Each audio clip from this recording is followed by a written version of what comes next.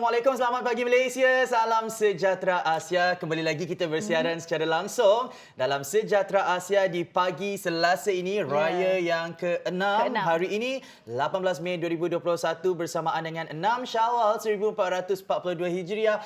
Apa khabar adik-adik, kakak-kakak di rumah? Kami dua je sentiasa harapkan kita orang sentiasa dalam keadaan yang sihat. Okey sahaja. Dan bagi mereka yang mungkin sedang menunggu untuk menerima vaksin, bertahan sebentar. InsyaAllah kita akan berjaya mengatasi musuh halimunan COVID-19 ini. Jess, apa khabar? Khabar baik. Alhamdulillah. Kita masih di mood raya ya, Gas. Raya kan sebulan. Oh, Jess masih menggayakan keringkam. Keringkam. Busana warisan Sarawak. Zaman. Okey, Jess, hari ini apa agak-agaknya topik yang akan kita bawakan kepada mereka di pagi Selasa ini? Agak menarik di mana kita berdepan dengan pelbagai penyakit sekarang ini, Gas, tapi tidak dilupakan penyakit yang non-communicable disease, iaitu penyakit darah tinggi. Jadi kita ada dua tetamu istimewa yang akan membincangkan lebih mengenai topik penyakit darah tinggi ini.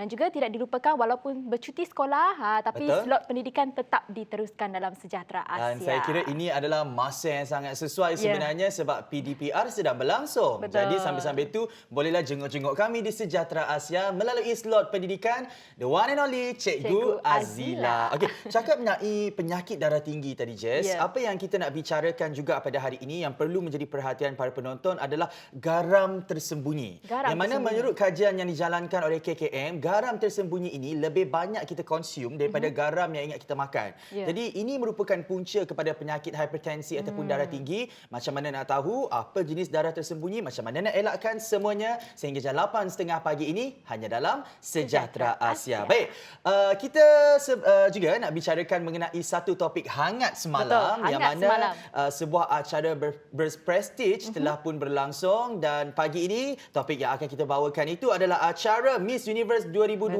berakhir. Francisca tetap cemerlang biarpun tidak berjaya mara ke top 21. Peserta dari Mexico, Andrea Meza dinobatkan sebagai juara Miss Universe 2020 pada acara berprestij yang telah melaburkan tirai di Florida, Amerika Syarikat semalam. Manakala bagi Miss Universe Malaysia yang berasal dari Bumi Kenyalang Sarawak, Francisca Luhong James, biarpun beliau tidak berjaya mara ke top 21, namun melalui laman Instagramnya, beliau bangga kerana dapat mewakili wanita Dayak buat pertama kalinya di pentas Gah Antarabangsa itu dan berharap agar ianya dapat memberikan inspirasi kepada ramai orang di luar sana. Kata gadis berbangsa Iban, Kenyah Kayan itu, beliau sentiasa bersemangat untuk mengharumkan nama negara dan membanggakan seluruh rakyat Malaysia dalam setiap langkah catwalknya di acara berprestij Miss Universe itu. Kalau kita lihat evening gown yang digayakan oleh France adalah rekaan Rizman Ruzaini dan diadaptasi daripada kisah Puteri Santubo. Kalau nampak ya cukup anggun, elegan. Bukan calang-calang ya, gaun kejutan ramai bila dia menggayakan di atas pentas yang sangat berprestij, sangat cantik, di mana sungguh terkenalah dekat badan dia tu, Gas. Terletak elok je.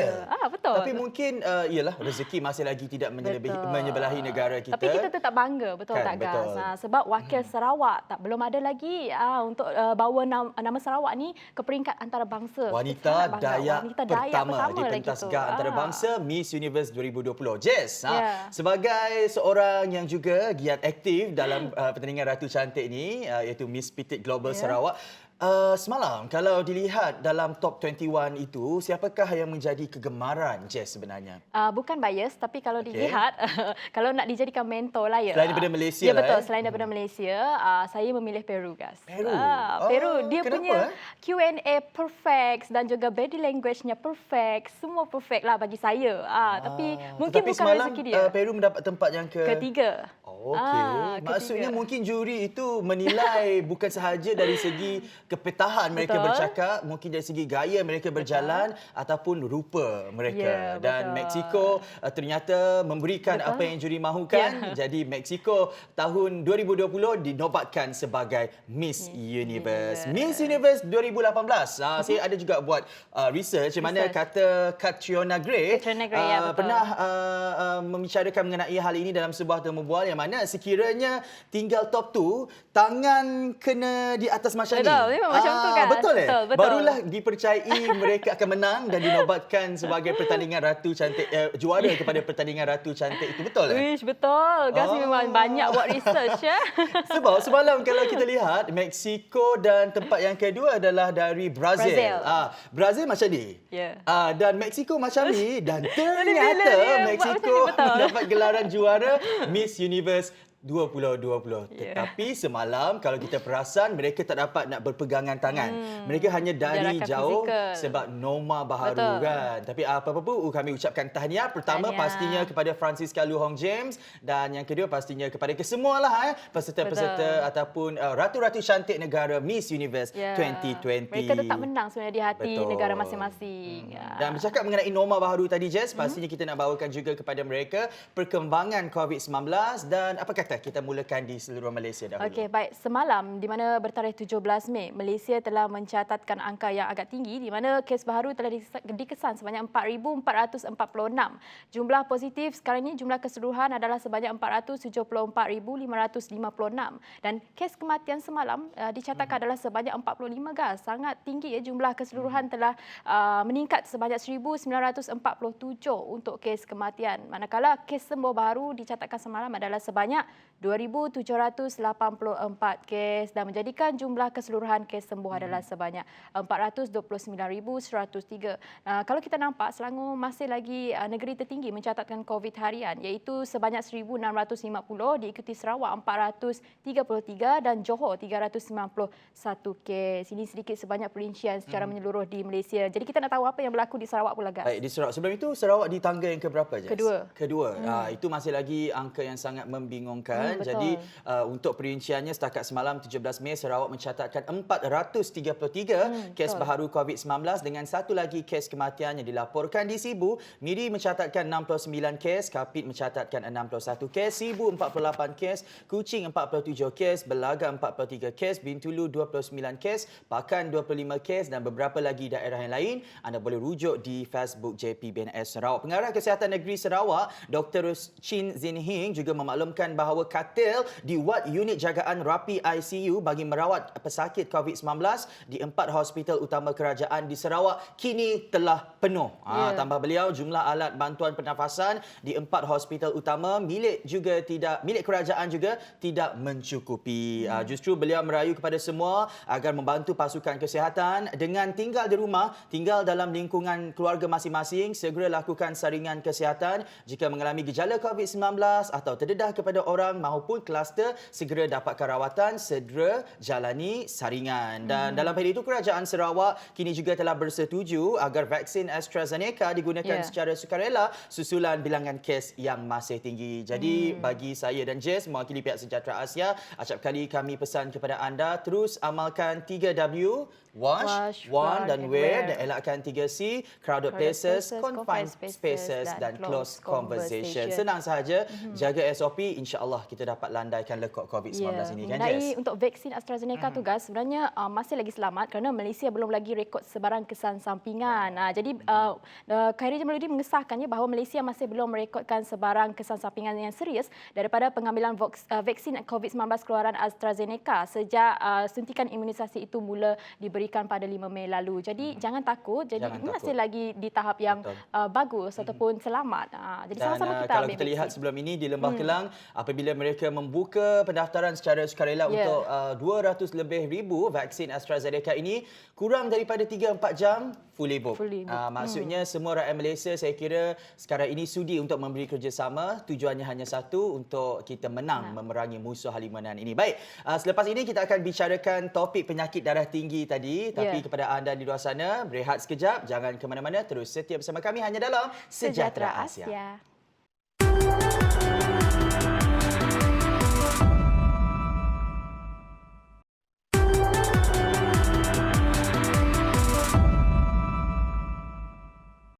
Selamat pagi, salam sejahtera. Masih lagi bersama kami di Sejahtera Asia. Terima kasih kerana setia. Tunggu sekejap tadi, kita iklan sebentar. Masih lagi bersama kami pagi ini. Jadi untuk anda semua yang baru buka TV, kita nak bincangkan mengenai topik iaitu penyakit darah tinggi bersama dengan dua orang tetamu kita iaitu Dr. Aina Anum dan Dr. Lai Hui Yi. Jadi Hello. sebenarnya guys, kita nak aku bagi ulasan sedikit lah. Hipertensi atau tekanan darah tinggi ni adalah penyakit yang 3 serangkai ya, di mana yang paling banyak dihidapi rakyat Malaysia, di mana ianya merupakan non-communicable disease ataupun dalam bahasa Melayunya penyakit yang tidak berjangkit. Jadi kita nak tahu lebih lanjut apa itu hipertensi. Kita tanya doktor sendirilah. Hello, Selamat pagi doktor. Selamat pagi.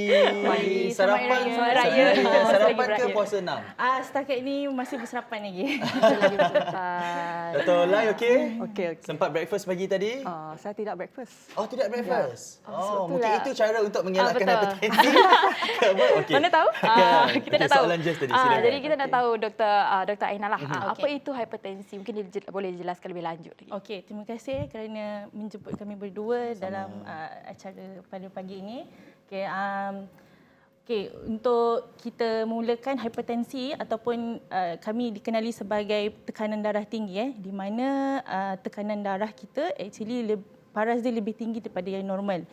So selalunya kita bacalah mana-mana artikel ataupun kita dapat Google, normal untuk paras darah adalah lingkungan kurang daripada 140 dan 90. 140 ni adalah bacaan untuk sistolik dan 90 adalah bacaan diastolik lah. So apa beza sistolik dan diastolik ni? Sistolik ni adalah apabila darah kita ditekan, apabila jantung kita mengecut. Mengecut. So bila diastolik ni pula apabila darah jantung kita tu the pressure mengendur. So that's why dia ada dua bacaan lah untuk kita ukur sama ada kita punya paras darah kita normal ke atau tidak. So kalau kita ikut statistik mengikut kajian yang dilakukan oleh NHMS di Malaysia, terdapat 3 daripada 10 orang di rakyat Malaysia ni menghidap penyakit hypertension lah. 3 daripada 10. 3 dari 10. So by mean is 1/3 lah daripada rakyat ni. Tapi antara 1/3 ni hanya setengah daripada mereka dapat tahu yang mereka ni actually menghidap tekanan darah tinggi. Sebab pada tahun 2020 seramai 6.4 juta rakyat Malaysia rakyat Malaysia dewasa menghidap penyakit darah tinggi ini dan lebih teruk apabila ada di antara mereka yang tidak mengetahui dan tidak perasan mereka menghidap penyakit itu. Dr. Lai, adakah hipertensi ini sering berlaku dalam kalangan rakyat Malaysia secara realitinya pada hari ini? Ya. Seperti Dr. Aina yang beritahu tadi, setiap 3 orang lah, lebih kurang lah di Malaysia menghidap penyakit ini. Maksudnya dalam sini dah ada lebih kurang 2 orang ada penyakit darah tinggi ini. Dalam 10, at least 3 Tiga. yang Yes, memang paling kurang. dijangka ataupun possibility untuk menghidap penyakit darah tinggi. Tapi dari 3 tu hanya 1 daripada 2 sahaja yang tahu yang mereka menghidap darah tinggi. Yang lain tu memang tak sedar bahaya. Yes. Memang dia macam silent killer sebenarnya. Sebab kita susah nak tahu yang mungkin kita ada penyakit darah tinggi. Kalau boleh dikongsikan antara simptomnya. Okey, symptoms. Secara umumnya lah kita dapat tahu, saya cakap dulu mengenai jenis-jenis hypertension ni. Hypertension ni dia ada 2 jenis. Satu kita panggil primary, which is iaitu apabila tekanan darah kita ni kita tahu punca dia. Tiba-tiba dia boleh datang sahaja. So kita tak tahu punca dia, tak tahu faktor dia. So untuk yang kedua ni adalah secondary, kita panggil sekunder, which is kita dapat tahu hypertension ni berpunca daripada faktor-faktor yang kita dapat ketahui.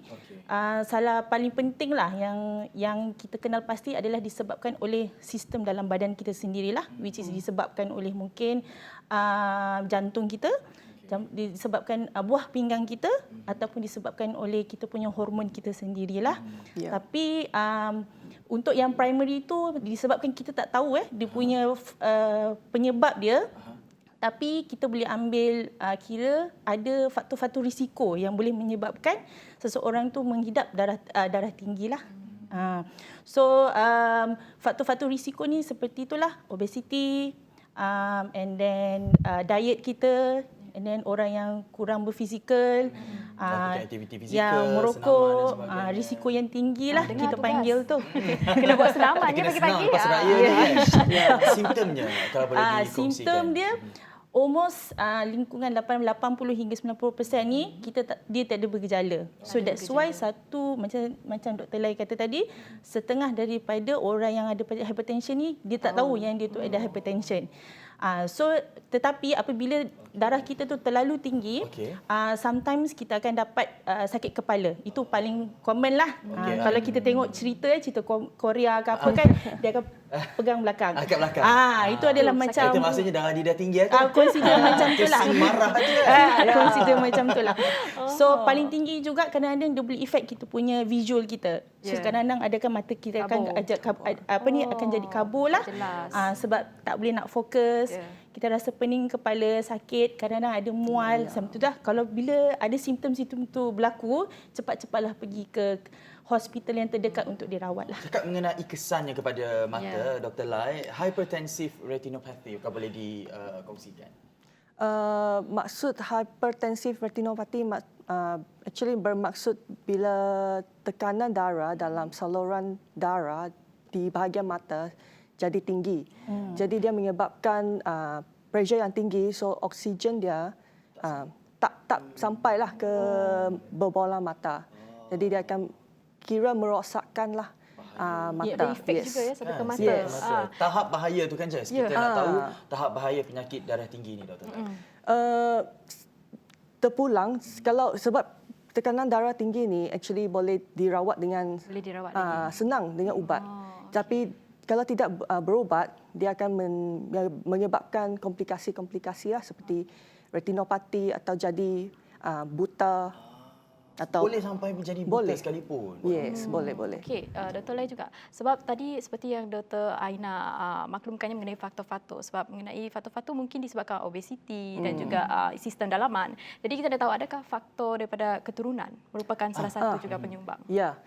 Sekiranya kedua-dua ibu bapa pesakit ada penyakit tekanan darah tinggi, ada 50% dia mungkin akan dapat penyakit yang samalah. Maksudnya possibility tu memang ada penyakit keturunan. Jadi kalau andai kata ibu bapa ada penyakit keturunan, anak-anak tu pun mungkin ada penyakit keturunan. Jadi kena berjaga-jagalah, kena pergi cek. So awal usia manakah agak-agaknya kita boleh lakukan saringan ataupun pemeriksaan untuk darah tinggi ni, Dr. Aina? Okey, seawal actually tekanan darah tinggi ni, penyakit tekanan darah tinggi ni usually kalau kita tengok kajian lah kalau kita tengok statistik, dia lebih kepada orang yang berumur. Maknanya mungkin 30 tahun, 35 tahun yang ke atas. Itu adalah tahap umur yang kita boleh dikatakan berjaga-jagalah untuk kerapkan kita buat saringan ataupun awareness kita memang kena tinggi sikitlah mengenai tekanan darah tinggi. Tapi kalau kita tengok sejak kebelakangan ni, dalam masa sedekad 2 dekad ni, tekanan darah ni mungkin lebih tinggi, ada di kalangan remaja ataupun orang muda. Yes, ada ke? ada. Baru saya nak cakap selamat aku. Umur 30 ke atas tu. Selamat. Tapi ni tak boleh lah, Gas. Bahaya juga Ada juga. Tapi ini mungkin disebabkan oleh kita punya cara hidup kita jugalah.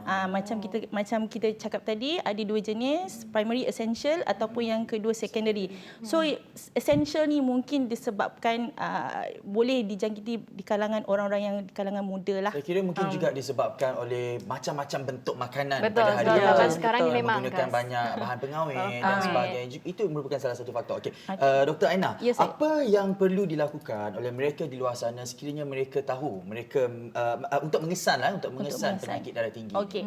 First of all, kita kena sedarkan diri kita dulu. Betul. Sedarkan diri. Yes, sedarkan diri kita sama adakah kita ni aware yang kita ni ada hypertension ke atau tidak.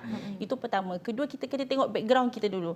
Disebabkan kalau kita kalau ikut kajian lah, kata ibu bapa kalau ada tekanan darah, potensi kita pun akan ada. So awareness tu memang perlu kita ada lah.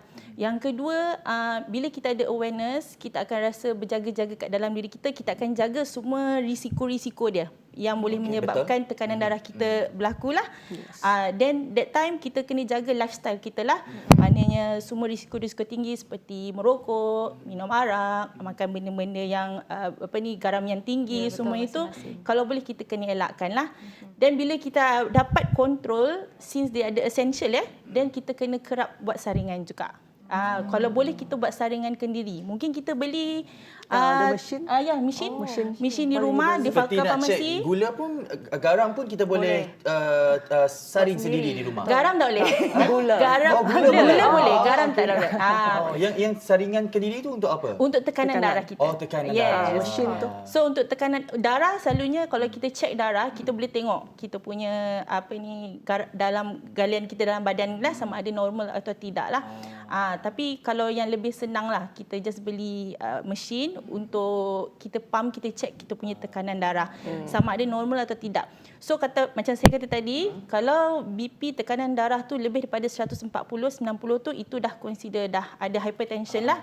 Tapi there is satu period tu yang kita ada langkah berjaga-jaga, which is between 130 hingga 139 dan 80-89. Itu adalah Paras was-was lah. paras was-was. Maksudnya bila dah sampai ke tahap itu Dr. Lai, kena Yes. tahulah signal untuk kita berhenti makan snack, makanan ringan dan sebagainya, dan fokus kepada makanan yang sihat, yang tak ada garam, tak tinggi sangat kandungan. Aku cakap mengenai garam, bahayanya juga adalah garam tersembunyi ini yang dikatakan boleh kita konsum lebih daripada garam yang kita tahu kita ambil setiap hari. Selepas ini perinciannya akan Dr. Aina dan Dr. Lai jelaskan dalam Sejahtera Asia. Jangan kau mana-mana.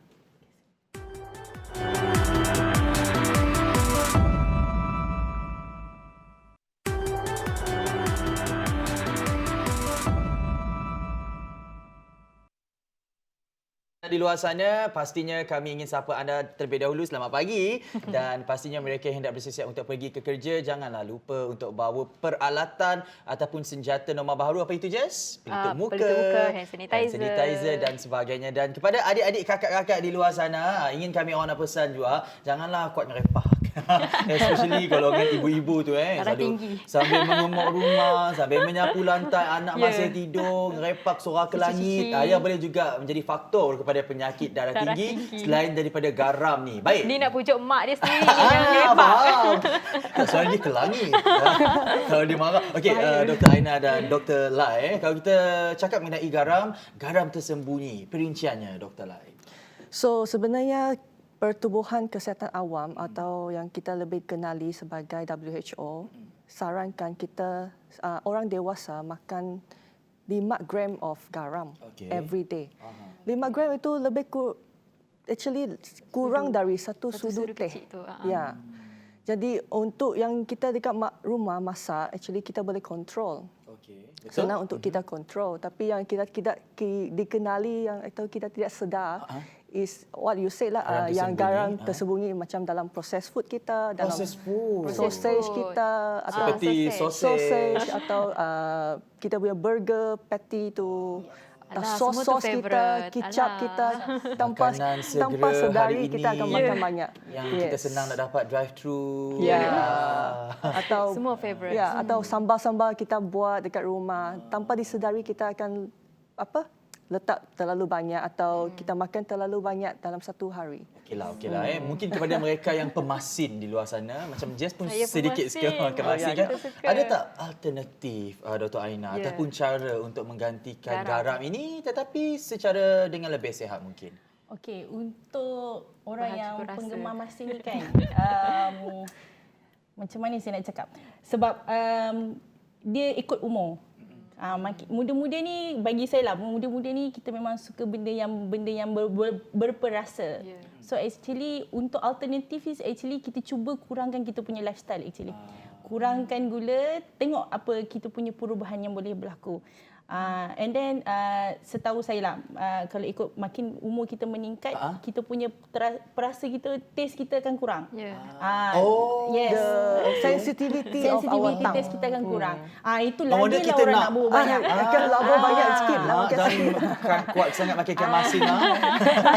Sebab itulah bagi saya paling penting is kita punya kesedaran diri kita. Kita tahu banyakkan terdedah lah kepada ilmu-ilmu mengenai kesihatan. Kalau bahayanya garam kan, kita dah tahu garam tu bahaya, tapi disebabkan lidah kita ni macam tasteless kan, nak juga bubur. Tapi kena ada orang yang menjaga kita lah. Tolong jangan. Betul kan saya kalau silap doktor, mungkin salah satu alternatifnya juga kalau kita tahu kemungkinan kita mengambil terlalu banyak garam pada satu hari, kita kena ambil juga lebih air kosong mungkin untuk menyeimbangkan, doktor?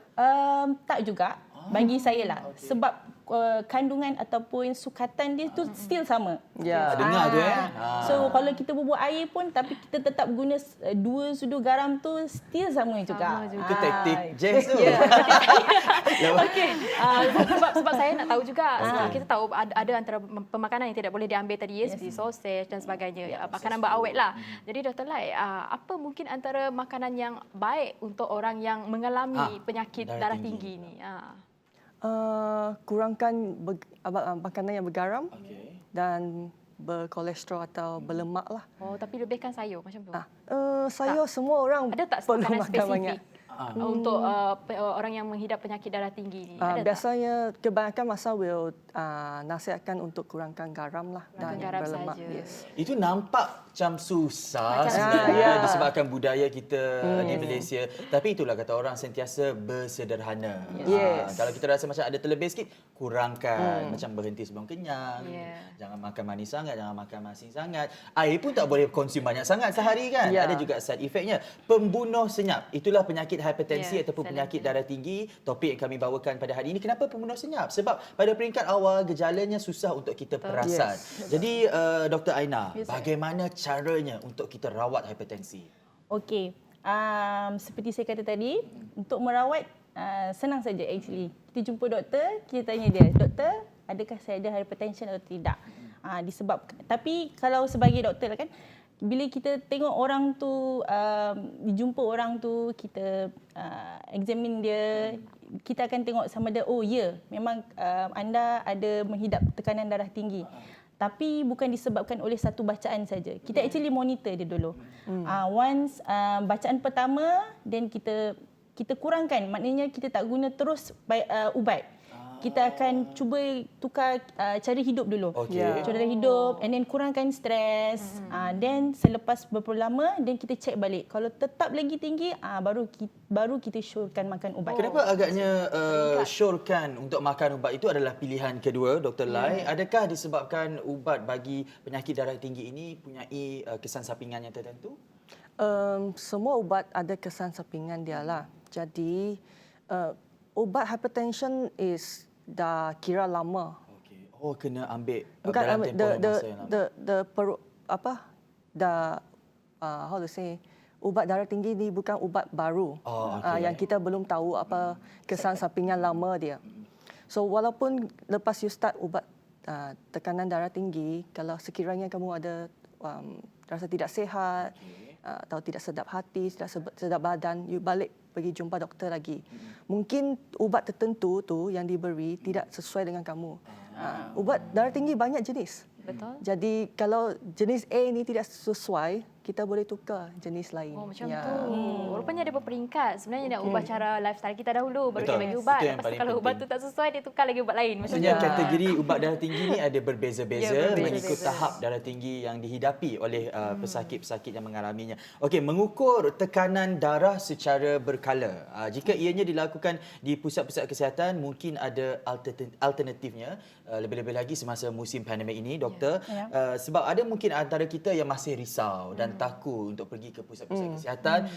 Bahkan sekarang ini kalau kita lihat kes pun semakin tinggi. Jadi alternatif untuk mereka, mungkin golongan warga emas yang masih tidak tahu untuk melakukan pemeriksaan kendiri di rumah, apa alternatif ataupun keadaan yang sesuai untuk mereka periksa tekanan darah tinggi ini di pusat-pusat kesihatan sekarang ini, doktor? Okey, alhamdulillah setakat ini kesedaran kita terhadap penyakit-penyakit kurang tidak berjangkit ni is actually makin meningkat lah. So at the same time juga ada juga orang pihak-pihak yang dapat membantu untuk actually membuat saringan terhadap kita. Salah satunya kita boleh pergi ke bahagian farmasi. pergi ke kedai-kedai farmasi yang berhampiran di mana mereka actually provide services untuk melihat untuk cek kita punya tekanan darah ataupun mereka syorkan kalau macam nak kerapkan untuk cek kan, mereka syorkan penjualan mesin tersebut supaya mereka boleh mula-mula mereka ajar dulu macam mana nak mengguna, dan after that diorang boleh buat di rumah lah. Maksudnya alternatifnya selain daripada pusat-pusat kesihatan utama, boleh sahaja pergi ke farmasi-farmasi kan, senang sahaja. Dan kalau nak senang lagi, mungkin anak-anak boleh menolong untuk cek ibu bapa mereka. Ya, beli saja mesin tu kan, doktor tadi. Okey, mungkin ada juga mereka di luar sana yang tertanya-tanya, sekiranya tekanan darah mereka kembali normal, boleh tak mereka berhenti untuk ambil ubat, Dr. Lai? Tidak boleh sebab paras tekanan darah jadi normal sebab you sedang makan ubat itu. Jadi kalau you stop, tekanan akan naik lagi lah. Maksudnya ni sepanjang hidup ke kena makan ubat macam mana? Most of the time, yes, sepanjang umur. Yes. Bahaya ya kalau ada penyakit tekanan darah tinggi sebenarnya guys. Tapi kalau kita makan ubat, untuk satu tempoh yang lama dan banyak jumlah ubat yang kita ambil, ginjal ataupun buah pinggang kita juga terpaksa lebih bekerja dan sebagainya. Adakah ini juga membawa kepada penyakit yang lain, doktor? Jadi apa yang kalau sekiranya kamu ada tekanan darah tinggi lah, itu sangat penting untuk kamu follow up dekat klinik mana-mana walau dekat kerajaan atau dekat swasta, sebab doktor akan cek bukan saja tekanan darah tapi akan ambil darah untuk cek fungsi-fungsi organ lain lah. Dan at the same time they will check the target organ also untuk tengok komplikasi-komplikasi sebelum kita sampai ke tahap wujudnya komplikasi. Yang penting kita elakkan daripada alami komplikasi itu sebab kesan sampingan daripada pengambilan ubat-ubatan seperti yang Dr. Ainan dan Dr. Lai katakan, it's common. Satu benda yang boleh kita berikan tumpuan, tetapi apa yang lebih penting adalah untuk merawat penyakit ini. Itu yang lebih penting. Okey, Dr. Aina, kepada mereka di luar sana, mungkin pesanan doktor kepada mereka mengenai kesedaran terhadap penyakit darah tinggi ataupun hipertensi ini, ataupun mungkin di mana mereka boleh mendapatkan perincian lebih lanjut mengenai penyakit ini, doktor. Okey. Untuk mendapat keterangan lanjutlah ataupun kita punya informasi mengenai tekanan darah tinggi dan cara-cara untuk merawat dan apa kesan-kesan sampingan, kita boleh melayari di website myhealth.government.my. Ataupun kita boleh Google je actually, sebab sekarang ni banyak dah website-website ataupun banyak-banyak agensi sekarang ni dia nak increasekan kita punya awareness terhadap hypertension lah. Tetapi walaupun kalau boleh sila rujuklah kepada klinik kesihatan yang terdekat supaya kita dapat mengenali diri kita. Apakah cara-cara yang terbaik untuk kita? Ubat apakah yang sesuai dengan kita supaya kita sendiri dapat kontrol hypertension kita lah. Kadang-kadang kita tak dapat nak depends dengan carian di internet sahaja. Mungkin darah tinggi tekanan darah tinggi dah tinggi dah ni. Tapi mereka terlalu positif, toxic positivity, Google. Kalau darah terlalu tinggi, apa perlu saya buat? Salah. Perlu dapatkan rawatan segera. Akhir sekali saya ringkas kepada Dr. Lai, pesanan kepada mereka di luar sana untuk terus sama-sama jaga kesihatan, especially selepas raya ni makan banyak rendang, masak merah dan sebagainya. Silakan doktor. Saya rasa yang paling penting untuk rakyat Malaysia sekarang adalah menjaga makanan kita lah dan buat physical activity, bersenam. Walaupun sekarang ada pandemik COVID-19 kan, kerajaan masih bagi kita untuk berjalan-jalan di park, untuk bersenam, especially orang tua lah. It is also a time for us as children untuk teman kita punya parents. Dan saya kira itulah blessing in disguise-nya. Semakin kita menjalani pandemik ini, semakin itu masa kita lebih ada peluang gunakan untuk melakukan aktiviti-aktiviti sihat seperti senaman, jogging dan sebagainya. Dan perincian lebih lanjut mengenai penyakit hipertensi ini macam Dr. Aina katakan tadi, boleh layari myhealth.gov.my. Pastinya sangat sahih di situ. Boleh anda jadikan sebagai rujukan untuk panduan diri anda dan keluarga anda. Betul tak, Jess? Betul. Dan jangan lupa tadi Dr. Aina cakap layari myhealth.gov.my. Terima kasih. Kami ucapkan kepada tetamu kami pada hari ini. Selamat Hari Raya sekali lagi. Dan kepada anda di luar sana, terutamanya anak-anak yang sekarang ini mungkin menjalani PDPR, selepas ini kita ada slot pendidikan bersama dengan Cikgu Azila. Jadi jangan ke mana-mana, hanya dalam Sejahtera Asia.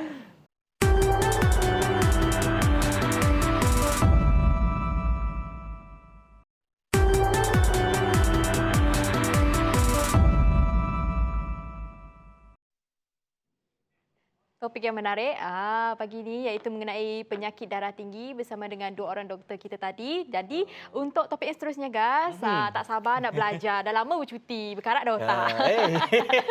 Kita akan bersama dengan Cikgu Azila. Jadi kita nak ucapkan selamat pagi. Selamat pagi Cikgu, selamat Hari Raya. Selamat pagi dan selamat Hari Raya. Hari ini pakai baju biru. Kalau saya tahu saya pakai baju biru.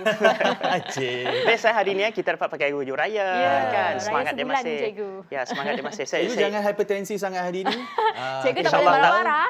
Tak boleh marah hari ni. Tak boleh marah-marah. Okey, apa yang akan Cikgu bawakan kepada pelajar-pelajar yang sedang menjalani PDPR hari ini? Hari ni dia lain sikit daripada apa yang pernah saya kongsikan sebelum ini. Sebelum Okey. ni dia more to sekolah rendah punya topik kan. Okey. Dan more to penyelesaian masalah dan triks-triks yang menarik. Hari ini saya nak bawakan sesuatu yang digeruni oleh pelajar. Especially kalau baru masuk tingkatan 1. Apa dia? Algebra. Algebra, okey. Udah susah hatinya. Tak boleh duduk diam ni. Okey, algebra ni sebenarnya dia ada rahsianya tau. Kalau rahsia ini diketahui, sebenarnya kita even boleh ajar ini kepada pelajar sekolah rendah sekalipun. Especially kalau algebra ini tentang tambah dan tolak. Bab yang senang lah. Tambah dan tolak algebra contohnya 2x udah. 3x udah apa tu? 2x tambah dengan 3x, yang ini senang, 5x. Begitu juga dengan contohlah 3y tolak dengan 2y. Okey, yang Y begini je. 1y ataupun kita tak akan tulis 1y. Betul, Dia kita akan tak jadi Y je. y sahaja. Okey. Masalahnya yang menyebabkan pelajar selalu hairan dah kenapa tambah jadi macam tu? Kenapa tak boleh yang ini? 2x tambah dengan 3y. Okey. Dalam tambah dan tolak algebra, dia sangat strict. Dia mesti sama-sama mempunyai huruf yang samalah, pemboleh ubah yang sama. Dia mesti huruf yang sama. Kalau x mesti tambah x, y mesti tambah atau tolak y sahaja. Tetapi kalau dia tak sama, jangan pula dijadikan 5xy. Tak boleh. Kenapa tak boleh? Ini pelajar selalu tak tahu. Okay, yang dia tahu tak boleh kerana pemboleh ubah tak sama. Okey. Do you understand what does it mean by pemboleh ubah? Wow. kan? Wow. Cikgu masuk kelas English pula hari ni guys. Kita tak ada bahasa. Hipertensi dah sikit lah ni Cikgu. So ini yang saya akan tanya dengan pelajar lah. Okey. Tahu tak pemboleh ubah tu apa? Kenapa tak boleh kalau X dengan Y tak boleh? Okey, alasannya adalah saya pernah bertanya dengan anak buah saya. Masa tu dia darjah 1, Siti Okey. Aisyah namanya. Siti Aisyah, saya kata boleh tak jawab kalau 2 juta tambah 3 juta. Budak tahun 1, 2 juta tambah 3 juta. Ya 5 Allah. juta kan? Kalau kita senanglah kan. Cik, sombong. Kita yang dewasa ni cepat dah jawab. Budak darjah 1. Dia baru belajar 1 tambah 2 tambah 3. Nombor senanglah. That's why saya bagi 2 juta tambah 3 juta. Dia punya mentaliti adalah, dia kata, si dapat, kami belum belajar juta-juta. Okey. Kami baru darjah 1 katanya. Apa kata kalau kita ajar matematik ini based on common sense, logic. Okey. Kalau ini, dia akan menyelesaikan ni. Last kali, saya setiap boleh tanya Siti Aisyah, 2x tambah 3x, dia boleh jawab 5x. Darjah 1. Iya. Macam mana? Kerana kalaulah Satu dah tahu kita algebra kalau kita ajar algebra ataupun matematik ini based on common sense. Macam saya pernah kongsi dengan Gas dulu rasanya. Okey. Daripada kita bercakap tentang X, Y, pemboleh ubah menggunakan perkataan yang canggih, apa kata kita guna perkataan yang senang nak difahami. Contoh, saya berikan contoh. Kalau 2 pensel tambah dengan 3 pensel, tambah jadi berapa? 5 pensel. 5 pensel. Okey. Macam mana kalau raya kan 2 lemang. 2 lemang tambah dengan 3 lemang. 5 lemang. 5 lemang. Apa lagi nak buat? Baju raya. Okey. Saya guna nombor 2 dan 3 saja supaya dia synchronize. Okey. 2, 3. Baju raya. Harap boleh faham tulisan saya. Okey, faham. Okey. Okey. Kalau ditambah ada berapa yang lebih banyak 5 baju raya orang baju tu? raya. 5 baju raya. Okey. Boleh tak saya buat tambah 2 pensel tambah 3 lemang? Adakah dia akan menjadi 5 pensel lemang. Nope. Tidak kan? Ah. Itulah yang menjawab kenapa 2X tambah dengan 3Y tak boleh jadi 5XY. Jadi, bila pelajar ini, kita akan dedahkan dengan dia, 2 pensel tambah 3 pensel, 5 pensel. 2 lemang tambah 3 lemang, 5 lemang. 2 baju raya tambah 3 baju raya, 5 baju raya. Dan bila dia dah faham ini, Siti Aisyah tahun 1 tadi, masa itulah, saya tanya, okey, sekali lagi, 2 juta tambah dengan 3 juta. Oh, senang tahu kami, katanya 5 juta.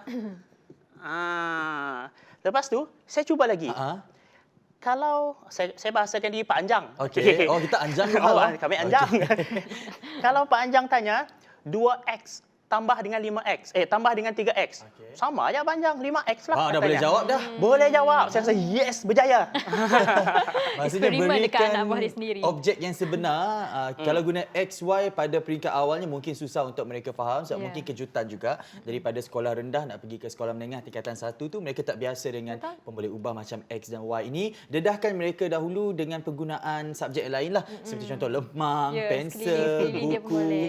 Supaya mereka lepas tu faham. Oh okey, 2 pensel tambah 3 pensel, 5 pensel, tapi 2 pensel tambah 3 buku tak boleh jadi 5 pensel buku. Maksudnya 2X tambah 3Y tak boleh jadi 5XY. Selepas ini, apa agak-agaknya yang akan diterangkan lagi oleh Cikgu Azila? Mungkin ada teknik baru yang hendak beliau sampaikan. Jangan ke mana-mana, hanya dalam Sejahtera Asia.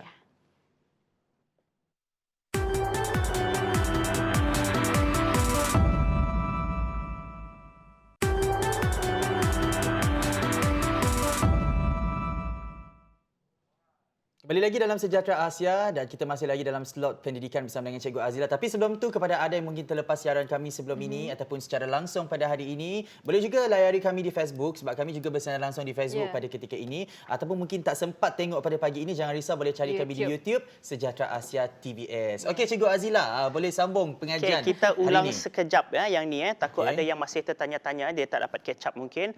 Kalau 2X tambah dengan 3X ataupun 2Y tambah dengan 3Y ataupun 2A tambah dengan 3A, yang itu kita faham bahawa dia mesti mempunyai pemboleh ubah yang sama. Dalam bahasa yang senanglah, huruf yang sama. Kalau huruf dia tak sama, ini X, ini Y, tak boleh. Tak boleh. Dia akan terus 2X tambah 3Y berapa? Itu sahajalah jawapannya. Tamat di situ sahaja. Tamat di situ sahaja. Tak perlu kita nak selesaikan lagi. Sama kes dengan ini. 2 pensel tambah 3 lemang, sampai bila pun tak akan jumpa jawapannya. Betul. Tak dapat ditambahkan pensel dengan lemang. Mun nyatik kuah dengan lemang kali boleh, nyaman jadi. Lepas tu tak nyambung. Pensel dengan lemang tak boleh. That's why saya akan mulakan, saya akan sangat excited setiap tahun apabila mengajar tingkatan 1. Sebab kita akan memperkenalkan mereka dengan konsep of algebra. Okey. Ini yang bahagian pertama yang akan saya perkenalkan. Apabila nak bercakap tentang tambah tolak dalam algebra. Okey, kita tinggalkan yang ni sekejap. Kita ulang kaji sedikit boleh? Semua dah faham di rumah mengenai algebra ni. Huruf mesti sama, baru boleh kita tambah dan tolak. Kalau huruf dia berbeza, dia mati setakat situ sahaja. 2X tambah 3Y, itulah jawapannya. Okey, seterusnya cikgu. Kita ulang kaji sikit apa yang kita belajar last week. Nak ulang kaji pasal peratus ke cikgu? Ya, betul. Pandai Gas yang pasal peratus. Sebab pasal peratus hari tu, Gas tak ada hadir sekolah hari tu. Sebab walaupun tak hadir, tapi saya buka YouTube. Yes, bagus. Jadi saya cari mana slot Cikgu Azila. Macamlah juga penonton kita di rumah. Sekiranya terlepas sesi bersama dengan Cikgu Azila, rajin-rajinlah buka YouTube. Boleh bantu anda untuk membuat kerja rumah yang diberikan secara maya kan sekarang ni. Okey cikgu, teruskan. Okey. Contoh kalau kita pergi ke pasaraya sekarang ini, simbol ini adalah simbol yang sangat menghantui kita. Nampak je, ya Allah, ada diskaun. Berekod terus masuk kedai. So, kalau kita jumpa nombor yang senang, contoh kalau nombor yang senang, 20%, okey, daripada contoh harga barang tersebut adalah berapa? RM60. Okey, RM RM60. Kalau yang begini, kita dah boleh detect awal dah. 20% daripada RM60 ini macam mana nak kira? Yang penting ini mesti kosong, ini mesti kosong. Okey. Ini darab sahaja dengan ini. Terus kita dapat RM12. Kan? 2 dan 6, 12 kan? 12 inilah dia punya potongan. Bagi mereka yang tak tahu, seperti saya mungkin, saya akan guna 20/100, kita darab dengan 60. Maksudnya lebih kurang 1 minit kita ambil masa. Kalau darab tu tak sampai 5 saat dah siap. Ya, sebenarnya proses ini dah kita cut dekat sini. Tengok ini. Kan cuma ini je. Betul. Dari situ datangnya. Nak guna teknik ni apa syarat dia cikgu? Mesti kosong? Syaratnya kat mesti belakang. kosong ini. That's why saya kata tadi kalau kita jumpa nombor yang mudah. Kita terus boleh kira. Jadi tak perlulah susah hati lagi. Banyak si potongan, banyak si perlu. Kita dah tahu dah. Kalau jumpa nombor yang senang. Kita cuba satu lagi nombor. Cuba berapa selalu potongan loh? Diskaun. 30% ada. 30% Boleh ada. lah. Tapi saya suka diskaun yang besar sikit. 50%. Semua orang suka. 50%. 50% daripada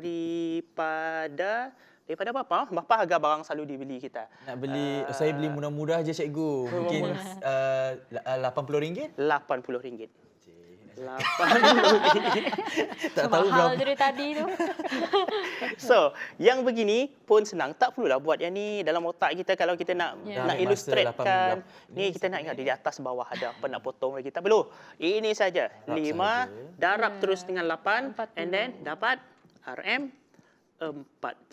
Besar diskaun dia, RM40 diskaun. Maksudnya kan cikgu, kalau kita pergi ke pusat beli belah sekarang ni, kalau tengok diskaun dah tak ada masalah dah. Dah tak perlu nak macam tercari-cari mana handphone, mana kalkulator. Betul. Darab sahaja. Contohnya 50% daripada 100, maksudnya 5 darab 10. Ya, 50, Dapatlah betul. RM50. Yang ni RM50. senang sebenarnya cikgu, 50% ni sebab dia cuma bagi setengah. Yes, Dapat jumlah itu setengah. dia banyak variasi cara lah.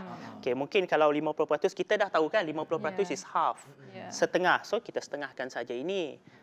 Okey. Boleh faham Alhamdulillah faham. Cikgu, mungkin satu lagi. Sebab realitinya kalau kita nak beli barang, kita tak nak tahu diskaun tu berapa. Tapi kita nak tahu berapa harga selepas diskaun tu. Share lah sikit cikgu. Okey, harga selepas diskaun. Kita tak nak tahu berapa diskaun Okey, yang ini terus dapat jawapan terus. Contohnya harga barang kita ambil sikit je lah. Harga RM70. RM70. Okay.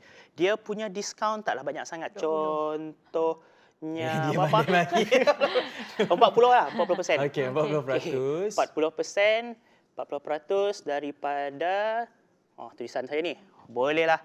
Okey, bisingitnya loh. Bolehlah. 40% daripada RM70. Kalau 40% ini adalah potongannya. Okey. So berapa sahaja kita perlu bayar? Berapa peratus kita perlu bayar? 60%. okey. So daripada sini kalau kita nak tahu terus jawapan, Terus tukar. tukarlah jadi 60%. Lepas tu guna cara tadi. Guna cara tadi. 6 darab 7 mesti hafal sifir lah. RM42 lah harga dia. Betul. Senanglah lepas ni. Senang je. Bolehlah kita pergi ke pusat beli belah. Alasan. Tahu pasal diskaun terus nak beli barang banyak-banyak kan. Kononnya nak praktiskan apa yang dah dipelajari. Itu alasan untuk nak shopping lagi. So, selalunya golongan perempuan ni satu pusat beli belah dia pusing. Perempuan. Dia Perempuan kena juga cari disalahkan, ya? mana yang murah, diskaun yang murah. So dia orang kena ada kemahiran matematik yang tinggi. Ya, perempuan juga kena. Baru boleh bandingkan harga. Okey cikgu, mungkin ada mereka di luar sana nak minta satu lagi contoh mudah untuk potongan harga ni. Mungkin nombor lebih besar sikit cikgu. Nombor Kita besar akhir sikit sekali. Nombor besar sikit Okey. Besar sikit. Jadi RM70. Itu harga baju gas. Kalau Jazz, harga baju dia mungkin lebih mahal. Taklah murah lagi. Jazz punya RM120 lah. Okey. Okey, 120. Kita ambil berapa best? Perempuan dia suka tengok potongan lebih besar kan? 70%. Dia nak Kadang hari raya ni 70%. 70%. Ada. Okey, 70%. Ya Allah, besarnya naik potongan tu. Gede ni tu kah? Mau pergilah. Okey, 70% daripada 120 adalah diskaun. Okey. So, dia perlu bayar berapa persen 30%. sahaja? Ya, 30% 30% sahaja dia perlu bayar. Jadi, kerja kita sekarang, tak tengok ini Tak tengok ni Darab. Okey, darab sahaja. 3 darab 12. Mesti hafal sifir lah. RM36. Wish, Hmm. daripada Yes, yo. RM120. Tak, ni harga member juga. Oh, oi. Harga member. Kan saya dah cakap golongan perempuan ni ada macam-macam cara mereka untuk beli belah. Mesti nak daftar member. Mereka tak tahu member tu. Nak daftar je dah mahal. Betul? RM1. Okey, terima kasihlah Cikgu Azila. Terima kasih, Banyak-banyak kami Cikgu ucapkan Sama-sama. untuk perkongsian matematik pada hari ini. Pertama tadi mengenai pemboleh ubah. X dan Y tak boleh dicampur. Kalau 3X tambah 5Y berhenti di situ sahaja. Tapi kalau macam 3X tambah 5X boleh. Dia akan jadi 8X. Dan juga peratusan macam ni senang sahaja. Selain kita menggunakan pecahan 30/100 darab 120, mudah sahaja. Kita tak perlu guna pecahan macam tu dah. Saya ambil masa 1 hingga 2 minit. Betul, Kita tapi potong syaratnya, sahaja. Kita potong kosong, 3 tu kosong. kita darab sahaja dengan Darab 12. sahaja. Tak sampai 5 saat, kita akan dapat jawapannya. Itu saja perkongsian yang kami bawakan pada hari ini di Sejahtera Asia pada pagi Selasa ini. Mungkin pesanan Jess kepada mereka untuk terus patuhi SOP. Okey, sebab kes makin meningkat, so patuhi SOP. Jangan lupa 3W, lepas tu elakkan 3C. Amalkan 3W, betul. elakkan 3C. Ya, dan juga jangan lupa tonton TV Stars pada hari Selasa jam 9 malam di TVS 122, Astro dan My Banyak TV. lagi rancangan menarik yang kami sajikan kepada anda hanya di saluran 122 TVS dan My TV. Puasa ocek-ocek best. Betul. Telemovie Raya Sehari banyak yang sebelum best. Raya, best juga. Semua Jadi- best. Jadi kepada anda, teruskan kesetiaan anda bersama kami di TVS untuk Sejahtera Asia. Saya Ghazali Zabawi. Dan saya Jessica Sampai John. di sini sahaja dalam Sejahtera Asia. Daripada inspirasi, kami cetuskan inovasi. Assalamualaikum.